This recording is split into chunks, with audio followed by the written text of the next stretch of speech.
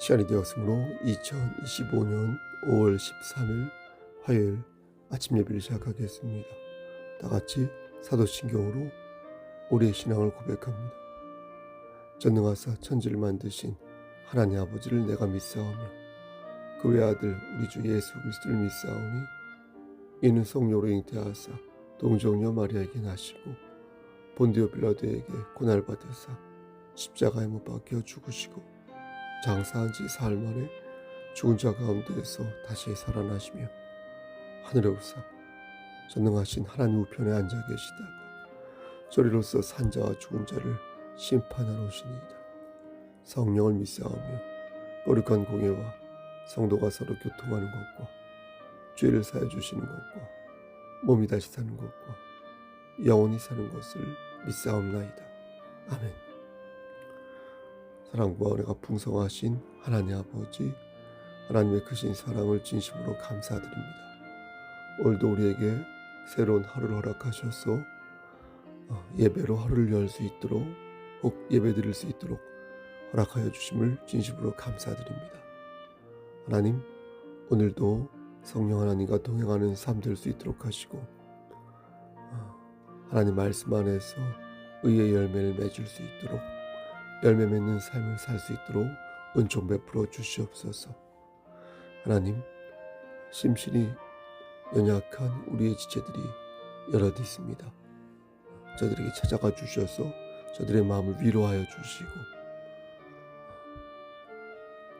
저들의 세포를 건강하게 만들어 주시사 건강한 상태에서 하나님의 일을 감당할 수 있도록 은총 베풀어 주시옵소서. 하나님, 이 시간 간절히 바라고 원하는 것은 우리의 자녀들을 위해 기도합니다. 하나님께서 함께 하시고 인도하시사 저들이 이 세상 살아갈 때에 머리가 될진데 꼬리가 되지 아니하도록 하나님을 경외하는 자들 될 수 있도록 하시고, 하나님과 인격적인 교제를 통하여서 예비된 복들을 받아 누리며 신앙의 계보를 바르게 이어갈 수 있도록 은총 베풀어 주시옵소서. 공부하는 우리의 자녀들에게 솔로몬의 지혜를 주시고 또한 아브라함의 믿음을 허락하셔서 이기는 자 될 수 있도록, 승리하는 자 될 수 있도록 도와주시옵소서. 모든 말씀 예수 그리스도의 받들어 감사하며 기도드렸사옵나이다. 아멘. 하나님 말씀 보겠습니다. 디모데전서 2장 1절에서 2절 말씀입니다. 디모데전서 2장 1절에서 2절, 시약성경 제성경으로 338쪽입니다. 338쪽 디모데전서 2장 1절에서 2절 말씀입니다. 그러므로 내가 첫째로 권하노니 모든 사람을 위하여 간구와 기도와 도구와 감사를 하되 임금들과 높은 지위에 있는 모든 사람을 위하여 하라. 이는 우리가 모든 경건과 단정함으로 고요하고 평안한 생활을 하려 함이라. 아멘. 하나님, 이 말씀을 들어 사용하여 주시옵소서. 예수님의 이름으로 기도드렸습니다. 아멘. 나사렛이라는 지역은 예수님의 육신의 아버지 요셉과 육신의 어머니 마리아의 고향입니다.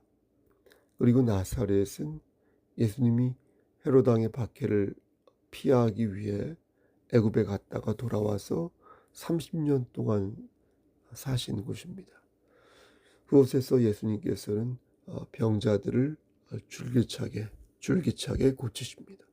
그리고 이런 역사는 예수를 주로 시인한 사도들에게서도 나타납니다. 사도행전 28장 말씀을 보면 바울이 병자들에게 안수하여 그들의 병을 고쳐주는 것을 봅니다. 그 뒤에도 많은 사람이 예수 그리스도의 권능으로 치료를 받습니다. 그런데 마태복음 12장 15절 말씀을 보면 예수님께서 병을 고치시면서 그들의 병을 다 고치셨다라고 말씀합니다.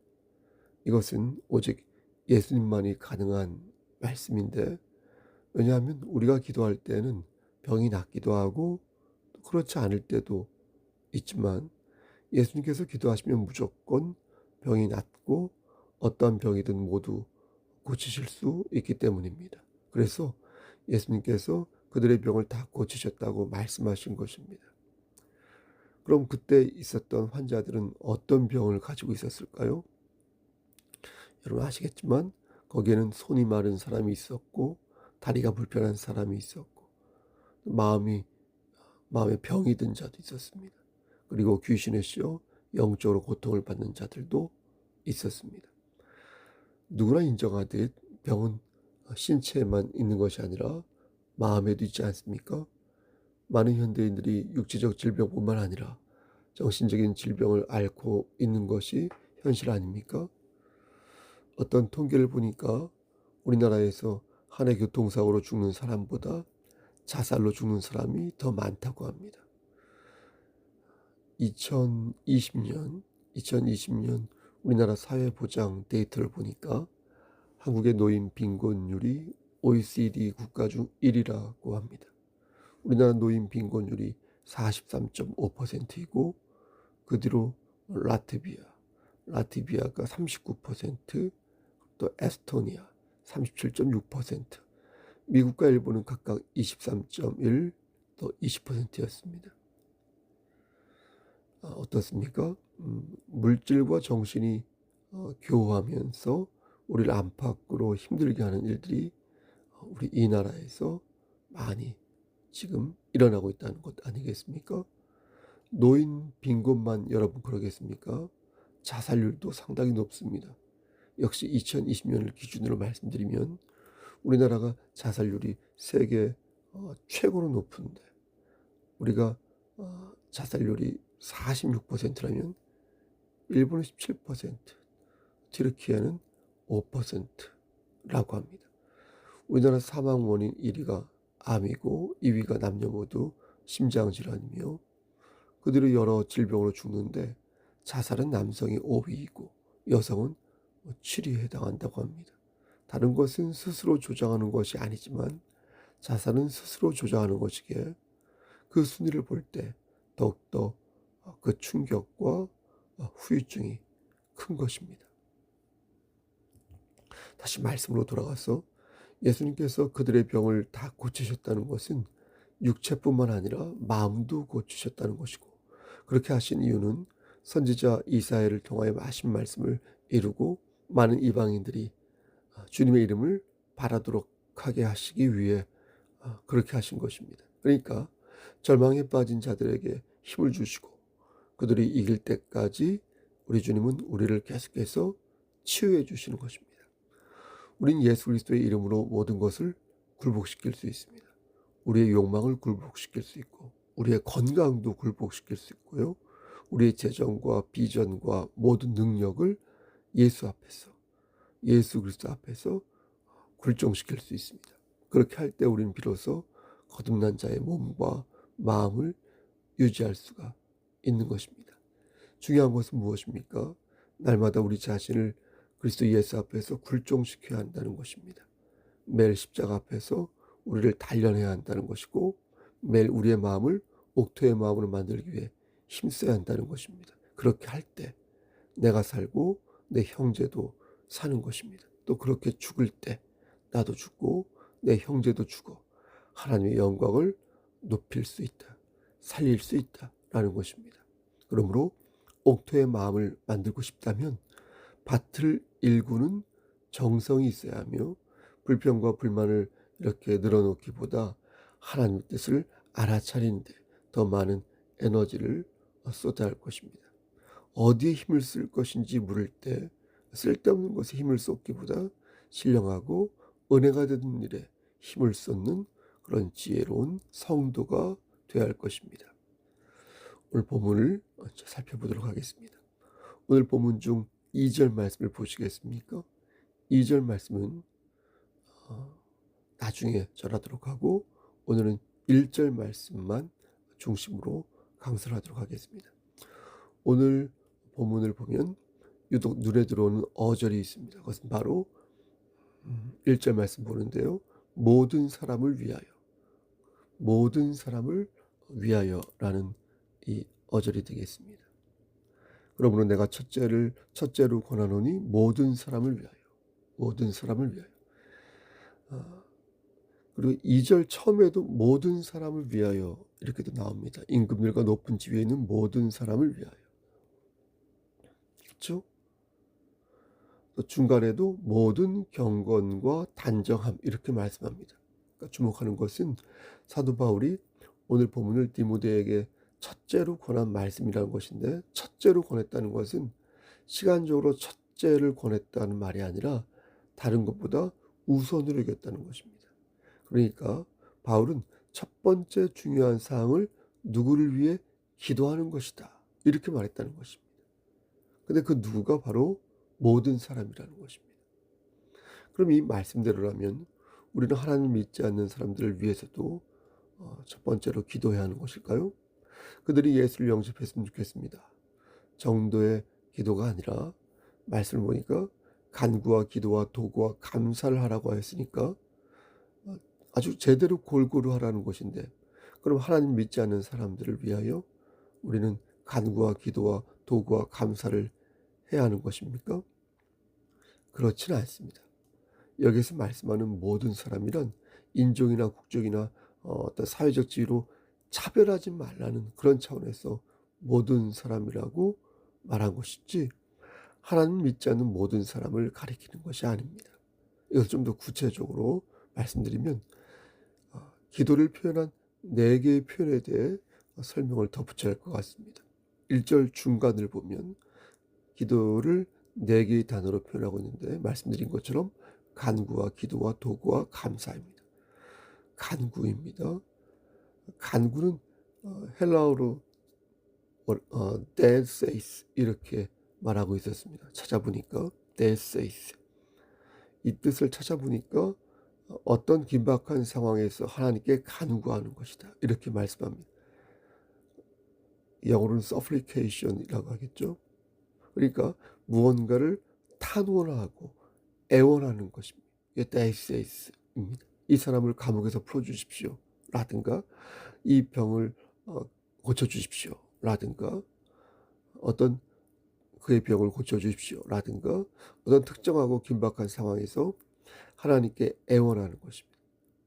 우리는 바울이 그 많은 단어 중에서 기도를 설명할 때 이 데세이스라는 단어를 제일 먼저 사용한 것에 주목할 필요가 있습니다. 여러분, 우리 급하면 어떻습니까?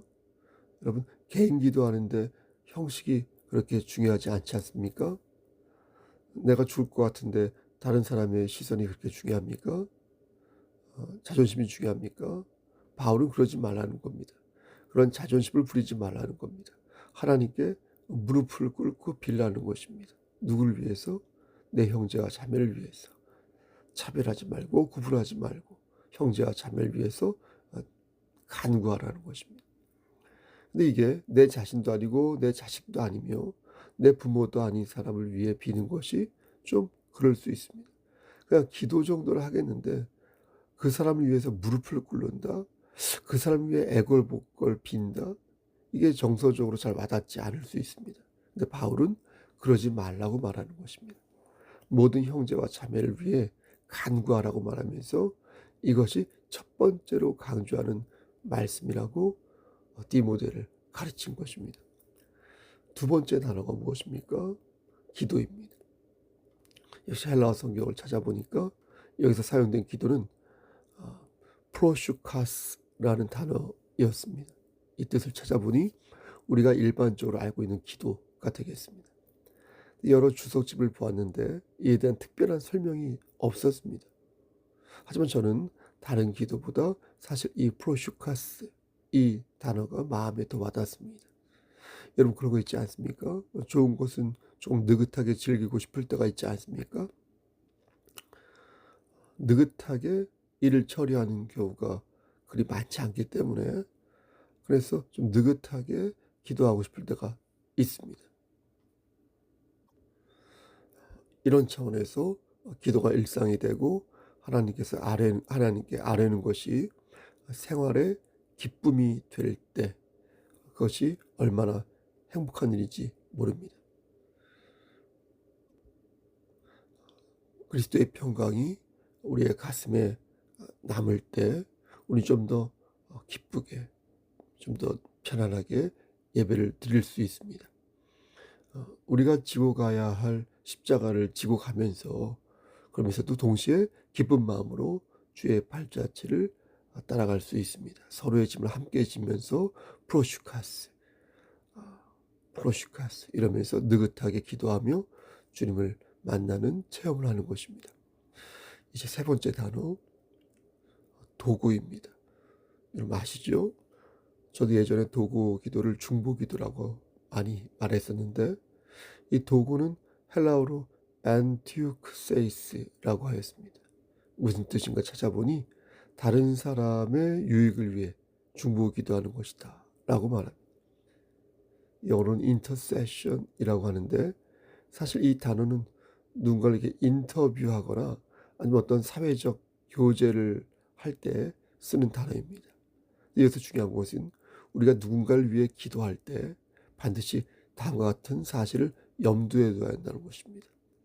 나의 중보 기도가 말할 수 없는 탄식으로 우리를 위해 간구하시는 성령님의 도움으로 가능하다, 이런 생각을 해야 한다는 것입니다. 그리고 오직 우리를 위해 간구하시는 예수 그리스도의 은혜가 있을 때 이 중보 기도가 가능하다는 것을 알아야 합니다. 플러스 말씀드리면, 내가 누구의 마음을 비집고 들어가서 그를 설득하고 그를 바른 길로 인도하고 싶은데 그때 그것이 예수 그리스도의 간구와 성령님의 도우심이 없으면 불가능하다는 것입니다. 그러므로 만약 기도가 이루어지지 않았으면 실망하지 말고, 아직 하나님의 뜻이 아닌가 보다, 아직 때가 아닌가 보다 라고 생각하는 것입니다. 그래야 우리는 중보 기도를 할 때 실망하지 않을 수 있습니다. 그래서 주께서 주시는 힘과 지혜로 더욱 하나님을 의지할 수 있습니다. 이것을 도구 기도다, 이렇게 표현하는 것입니다. 도구 기도, 그것이 좀 더 성경적인 표현이라고 보는 것입니다. 마지막으로 기도를 표현한 네 번째 단어가 무엇입니까? 감사입니다. 헬라어로는 유카리스티아스인데, 이 뜻을 또한 찾아보니 우리가 곱씹어야 할 의미가 들어있었습니다. 이 단어는 감사한다는 의미가 있는데, 그럼 무엇을 감사하느냐 물을 때 과거의 사실에 감사라는 것입니다. 그러니까 과거에 있었던 하나님의 은총에 대해 감사라는 것입니다. 우린 기도할 때 사실 과거의 것을 잘 떠올리지 않는 경향이 있습니다. 우리가 주로 감사하는 것은 하나님께서 나를 당신의 자녀로 삼아주시고 나에게 영벌이 아닌 영생을 허락하신 걸 감사하지, 과거의 것들을 떠올리며 감사하는 일은 그렇게 많지 않은 것 같습니다. 근데 그러지 말라는 것입니다. 과거에 있었던 하나님의 은총을 생각하며 그것에 감사라는 것입니다. 그리고 그게 기도라는 것입니다. 그렇게 감사하는 마음으로 하나님의 뜻을 물을 때 우리는 모든 경건과 단정한 중에 평안한 생활을 비로소 할 수 있다라고 말씀하는 것입니다. 말씀 마치겠습니다. 여러분, 평안한 삶을 살고 싶으십니까? 오늘도 평안한 삶을 살며 하나님께 영광을 돌리고 싶으십니까? 그렇다면 경건하고 단정한 삶을 추구해야 할 것입니다. 경건하고 단정한 삶. 누군가 여러분들 위해 기도하는 이가 있었으면 좋겠습니까? 그렇다면 여러분들은 먼저 여러분들의 지체를 위해 여러분들이 먼저 기도해야 할 것입니다. 우리 교회는 교회 공동체로서, 우리는 성석교회라는 교회 공동체로서 하나님께서 주신 그런 사명을 가지고 있습니다. 비록 어떤 부분에 있어서 모나하고 거칠고 부족한 부분이 있지만, 특히 제가요, 하나님께서는 우리를 구별하지 않으시고 주의 보혈로 우리를 품어주셨습니다. 그러므로 우리는 그리스도 예수 안에서 예수의 마음을 나누어야 할 것이고 합력하여 선을 이루는 모범적인 모습을 보여야 할 것입니다. 한 번 하고 끝나는 게 아니라 우리의 육신의 장막이 벗어지는 그날에 이를 때까지 계속해서 그러한 삶을 살도록 노력할 것입니다. 믿음의 분량이 큰 자들은 더욱더 힘써 그렇게 노력해야 할 것입니다. 여러분, 여러분들이 서 있는 곳을 기적의 역사가 일어난 나사렛으로 만들기를 소원합니다. 만드시기를 소원합니다. 여러분의 자아와 여러분의 가족과 여러분의 사업장과 여러분이 서 있는 그것을 하나님의 권능이 채워지는 임하는 그것으로 세우시기를 소원합니다. 그렇다면 간구와 기도와 도구와 감사로 하나님의 사랑을 매일매일 확인하시며 사시할 것입니다. 여러분 오늘도 그러한 삶을 사시기를, 그리고 예수 안에서 참 평강을 누리시기를 우리를 죄에서 구속하여 주신 주님의 이름 받들어 간절히 축원합니다. 아멘. 이제는 우리를 죄에서 구속하여 주신 우리 구주 예수 그리스도의 은혜와 아버지 하나님의 만극하신 그 사랑하심과 성령 하나님의 교통하시고 인도하시는 모든 역사하심이 하나님 말씀 안에서 간구와 기도와 도구와 감사로 하나님의 사랑을 매일매일 확인하며 나아가기를 소원하는 여기 모인 성도와 그들의 가정과 이 제단과 이 나라 위에 하나님의 사랑하심이 세세토록 함께 계실지어다. 아멘.